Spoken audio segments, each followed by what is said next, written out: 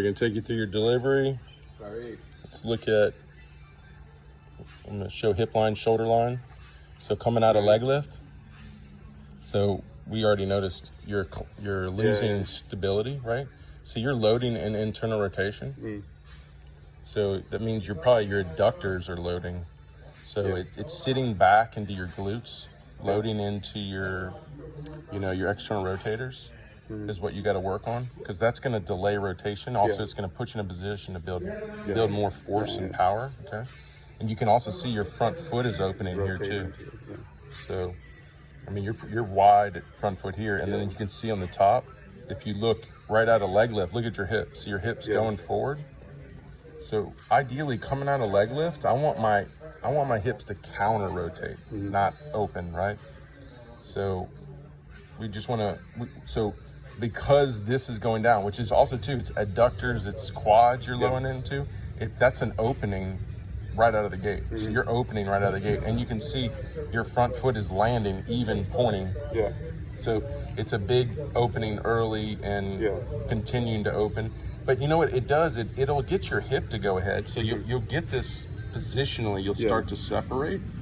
But it's just the problem is there's no power there. I mean, even look at this. Your foot is still down. Flat on the rubber. How did your ankle not break?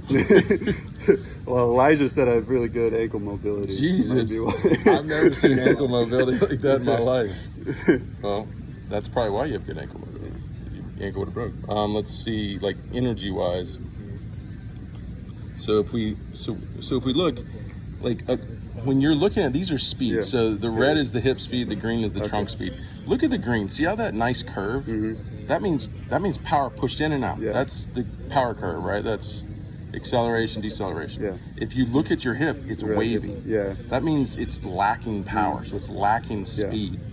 So it starts the process here, but then you land, you stabilize, and then your hips really are stopping acceleration there. They're just kind of drifting through. Really what it is your trunk's accelerating and your hips are along the way. Because your peak came before, but barely before your but just no power. And, so it's like you got the feeling of leading through your hip. It just didn't have power through your hip, which would have pushed a bigger gap between your hip peaks and your trunk peaks. Which goes back to get power and no torsion.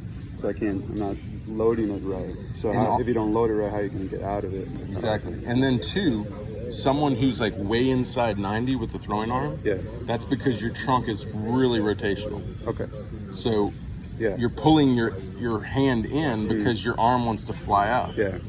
So to counter flying out, you're pulling it in. Problem is, it's not a good way. It's better developing more linear trunk power, so your arm doesn't have to really fight against that centrifugal force.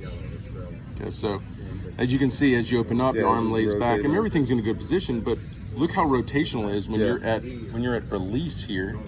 I mean, this would be straight to the target.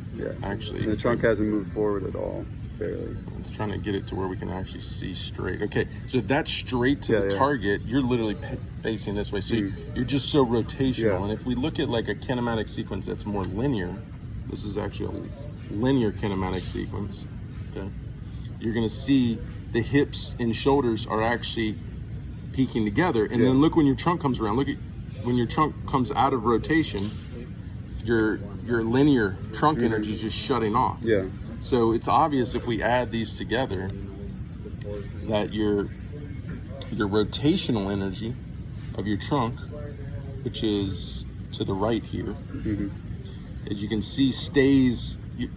When you're out here and your linear is just dying, your rotational is still close to its peak.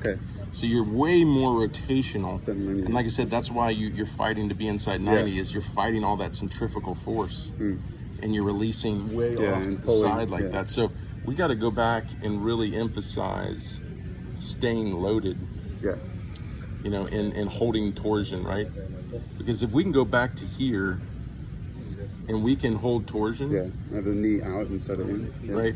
Then we can delay rotation, and then when we do rotate, we still want to get it to lead like that, but then we'll get more power out of the back hip towards the target. Like studies show that the propulsion energy, the drive leg, creates the linear forces.